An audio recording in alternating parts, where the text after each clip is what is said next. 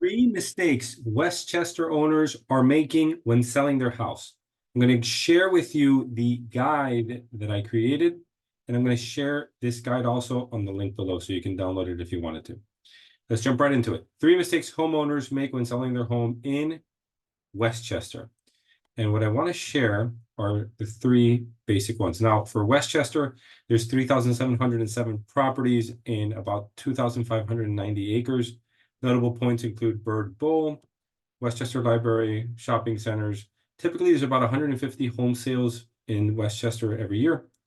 We have a couple schools here, but let's jump into the mistakes. Mistake number one, you don't understand the home selling process. Even if you rely on someone else, you need to understand the process because this is the largest asset you own. And there is a process to sell the home. So there's two parts that I separated this to: the home selling process and the documents needed to sell the house. They're both essential. You want to solidify a strategy and price. That means who are you going to be showing the house to? Who are you targeting? What's the price going to be? And how does that compare to others? Prepare your home marketing. So you want to ensure that this gets in front as many people as possible. You want to make sure that if you post it on Facebook, if it's going to go on the MLS, if it's going to go on YouTube through videos, if you're going to put flyers around, if you're going to go door knocking, all that is going to be part of the marketing and strategy, which are the first 2 points. Schedule showings. Now, you're going to want to show the property. No one who is serious about purchasing the home will not want to see the house. They want to at least get a good feel for the home. You're going to negotiate the offers. So it goes down this way. Once you show the house, eventually you get offers. When you get the offers, you negotiate a little bit, you see where you go. If you price it low and you have a lot of offers, usually it goes up. If you price it high and it sits on the market for a while, you have a little bit more, depending on the area, you might sit on more market days and have to negotiate a little bit more, and it typically goes a little bit down. Once you sign the offer, you have an inspection period, an appraisal period, and a financing period. What this is the inspection period in the beginning. All these could be waived, but typically they're not. The inspection period is to make sure that the house that they're putting an offer is what they're expecting, and if not, they know what they're getting themselves into. The appraisal is a justification of the price for the bank, and the financing is to make sure that the financing of the buyer is all good. And then you go through the closing. Closing could be in person, it could be remote.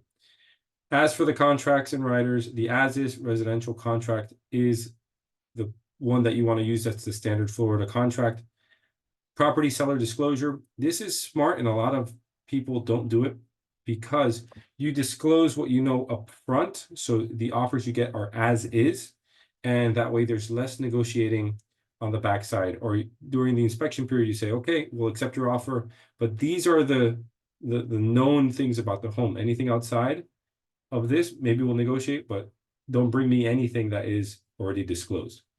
The lead paint disclosure, HOA, if there's an HOA, if there's a special taxing district, flood insurance, you want to know what items are included in the sale, excluded in the sale, and post-occupancy agreement, if you will need to stay in the property after closing. Mistake number two, marketing. So number one was they don't understand the process, they pawn it off, and they don't know it. Number two is they aren't doing the right marketing. And for this, there's a number of things. Number one, declutter the house. Make sure that the rooms look large. If there's a lot of little things around the counters and around the house, chairs and all that, it just makes everything look smaller. Professional pictures. And the reason this is more important, iPhones have good pictures now, but professional pictures, or the photographer is going to take it at certain angles that not only is going to make the rooms look larger and the house look larger, but it's going to be like if there's a frame, they're going to go into it. So that way they skip out that frame and they can see the inside of a living room, for example. And that's going to create more people to come in. What people are going to see is those pictures and say, oh, I want to go see this house. Let's go in there. And that's what's going to bring more traffic, which means more options for you as a seller. advertise a showing schedule. That way it doesn't disrupt you as much. You get less phone calls and more competing traffic. And what this is that if you say showings are going to be Saturdays from 1 to 3, period, end of story. You can make exceptions for a little bit people here. Gives you more peace of mind. You can also plan ahead, saying, I know every Saturday until I get this under contract, we're going to be showing. And every buyer is going to see the other buyer. It's going to create urgency, and that's going to work. The upfront disclosures, that's going to help too. So the seller's disclosure, if you want to do a pre-listing inspection, send that out. That will also reduce negotiation tactics. Floor plans and dimensions, especially if someone's going to be moving in, they want to know if their furniture is going to fit or if they can plan ahead with that. Nearby points of interest. This is important, especially for outside investors, outside buyers that are moving in. They want to know what's going on. And in Westchester, we have a lot of different things. So make sure to hit those nearby points of interest. Overspending on repairs, make sure that you know your neighborhood's price per square foot and the highest sold. So that way you don't spend tens, hundreds of thousands of dollars increasing the value of the home, but really there's a cap on their neighborhood right now. And yeah, be aware of your neighborhood statistics. So the average price per square foot, the average days on market, highest sold, lowest sold. And yeah. So now for Westchester, make sure to include parks, schools, restaurants, and entertainment. People need to know what is going on in our area, what's included, that we're between the Turnpike and the Palmetto. We're close to Tropical Park. We have these schools in case they want to know, and they can research the schools, whether they're A schools. We have restaurants, the type of restaurants they are, what entertainment's nearby, what does Tropical Park include, what other parks are around. All that is going to add to the appeal of selling your house.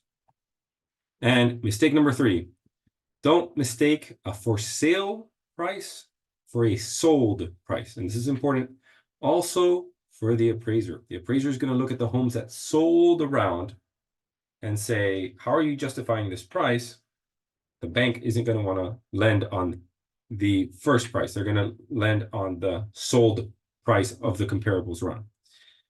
So you need to understand your competition and beat them. You need to treat your list price as an advertising price. Again, you're going to want to bring in people so you can have options for you and your family. The more contracts you have, the more options you have, the more you can say, hey, there's other people here. They're submitting offers. I need you to submit your highest and best because we're going to be making a decision by Monday, and there's a lot of offers on the table. More demand equals a bidding war. Understand the nearby average price. This helps you solidify and be able to also fight during the negotiation period. Well, hey, my neighbor's house was for sale for X amount. Well, actually, it was for sale for 600,000, but it's sold for 550, and we're advertising our house at XYZ. So giving that will help you really position your home well. Determine the sold price per square foot. This one's very important because this is what appraisers really look at.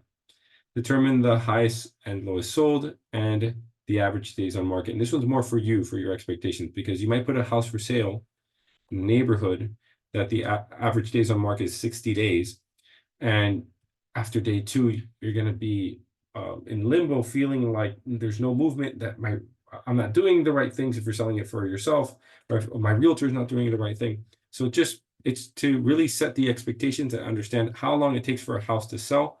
Remember, these aren't $10,000 cars or anything. It's a house. So that's it for this video. I want to make sure that you were aware of the 3 mistakes homeowners make. And if you want to download this, I'm going to include it on the video below, on the link below.